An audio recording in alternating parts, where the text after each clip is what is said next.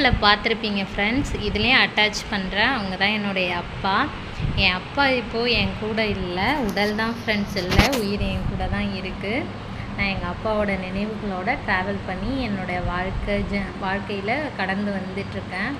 ஆனால் என்னுடைய அப்பா அம்மா அப்படி நான் வந்து ஒவ்வொன்றா நினைக்கிறது என்னுடைய முருகன் மட்டும்தான். அவர் கண்டிப்பாக எந்த இடத்துலையும் என்னை கைவிட மாட்டார்னு எனக்கு தெரியும். நான் எவ்வளவோ சோதனைகளை கடந்து வந்துட்டேன் ஃப்ரெண்ட்ஸ். நீங்கள் இப்போ பார்க்குற என்னோடய லைஃபுக்கும் நான் ஆரம்பத்தில் இருந்த லைஃப்பும் ஒன்று ஃப்ரெண்ட்ஸ். ஆனால் இடைப்பட்ட வாழ்க்கையில் ஏற்பட்ட பிரச்சனைகள் நிறைய. என்னோடய மேரேஜ் லைஃப் ரொம்பவே நல்லா இருந்தது. அதுக்கப்புறம் நாங்கள் ரொம்ப கஷ்டப்பட்டோம் ஃப்ரெண்ட்ஸ். அப்போல்லாம் என் அப்பா வந்து எங்களை பார்த்து ரொம்ப கஷ்டப்பட்டாங்க. லைஃப் ஒரு நாள் நம்ம குழந்தைக்கு மாறாதா அப்படின்னு நினச்சி ஏங்கின காலம்லாம் உண்டு.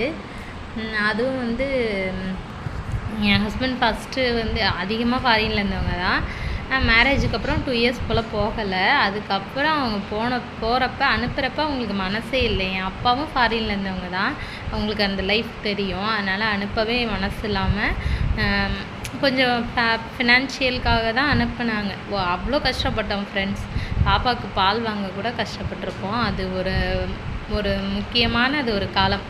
ஆனால் என் அப்பா இறந்து எங்கள் வீட்டுக்கு என் ஹஸ்பண்டுக்கு பார்த்திங்கன்னா பர்மனெண்ட்டு சேல்ரி இன்க்ரீஸு எல்லாமே எல்லாமே கிடச்சிருச்சு. என் அப்பாவோட ஃபோட்டோ என் வீட்டுக்கு வந்த அடுத்த அன்னைக்கு சாயந்தரம் 10 டேஸாக அவங்களுக்கு பர்மிட் போடாமல் இருந்தது பர்மிட் ஆகி சேல்ரி இன்க்ரீஸ் ஆகி எனக்கு கால் பண்ணி சொன்னாங்க ஃப்ரெண்ட்ஸ்.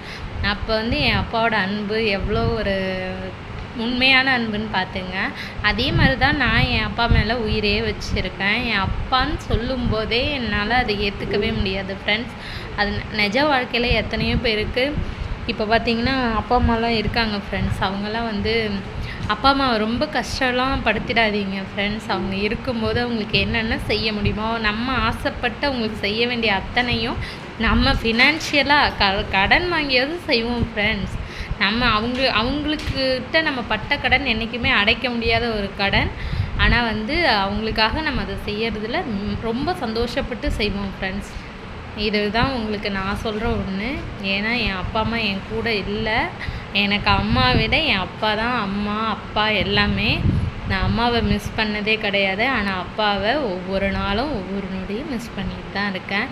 அதனால் எல்லோரும் அவங்க அப்பா அம்மாவை நல்லா கேரிங்கோடு பார்த்துங்க ஃப்ரெண்ட்ஸ். இல்லாதப்ப நம்ம வருத்தப்படுறத விட இருக்கிறப்ப அவங்க கண்ணுக்கு முன்னாடி நம்மளும் நல்லா வாழ்வோம், அவங்களையும் நல்லா வாழ வைப்போம். Thank you friends.